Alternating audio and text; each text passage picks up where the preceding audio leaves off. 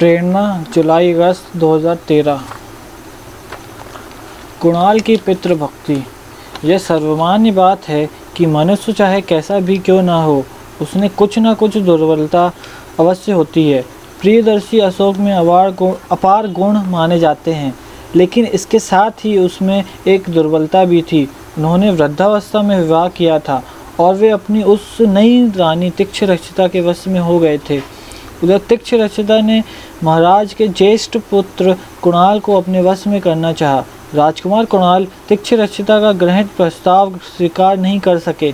तीक्ष्णरक्षिता ने उनकी अस्वीकृति से क्रोधान्वित होकर पैर पटकते हुए कहा, तुम्हारे जिन सुंदर नेत्रों ने मुझे व्याकुल किया है, तुम्हें ज्योति ही न कर दूं तो मेरा नाम तीक्ष्णरक्षिता नहीं।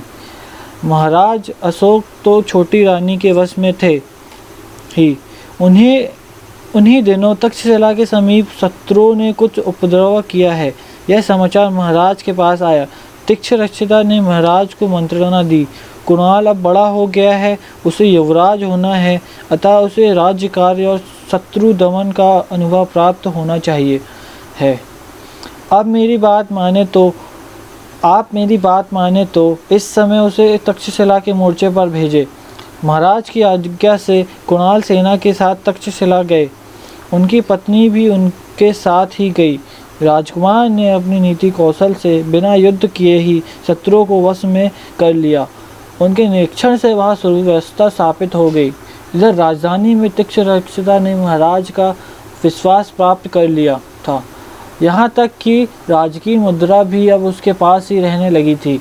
अवसर पाकर उसने तक्षशिला के मुख्य अधिकारी के पास महाराज की ओर से आज्ञा पत्र लिखा।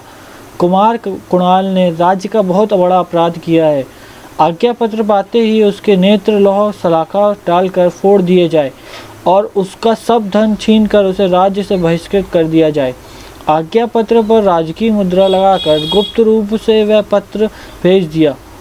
तक्षशिला के सभी अधिकारी राजकुमार कुणाल की सच्चरित्रता तथा उदारता के कारण उनसे प्रेम करते थे। महाराज का आज्ञा पत्र कुणाल को दिखाया गया। कुणाल ने पत्र को देखकर कहा, पत्र किसने लिखा है यह मैं अनुमान कर सकता हूँ, किंतु इस पत्र पर महाराज की मुद्रा है, अतः राजाज्ञा का सम्मान अवश्य होना चाहिए। इस कार्य को संपन्न करने के लिए कोई भी अधिकारी तत्पर नहीं हुआ। कोई जल्लाद तक इसके लिए तैयार नहीं किया जा सकता कि जो कुणाल के नेत्रों में लोहे की सलाखा डाल सके। जब कोई उद्धत नहीं हुआ, तब उस पितृभक्त राजकुमार ने स्वयं अपने नेत्रों में लोहे की कीलें घुसेड़ दी। पिता की आज्ञा का सम्मान करने के लिए वह स्वयं अंधा हो गया। राज्यों से बहिष्कृत होने की आज्ञा का पालन करते हुए अपनी पत्नी का साथ लेकर वह वहाँ से निकल गया। अब वह राह का भिखारी था। अपनी वीणा बजाकर भीख मांगते हुए वह एक स्थान से दूसरे स्थान पर भटकने लगा। पाप कब तक छिपा रह सकता था। राजकुमार कुणाल जब भटकता हुआ मगध पहुंचा तो पिता द्वारा पहचान लिया गया। राजा को बड़ा क्रोध आया। वह तीक्ष्णरक्षिता को दंडित करने के उपाय पर विचार करने लगा।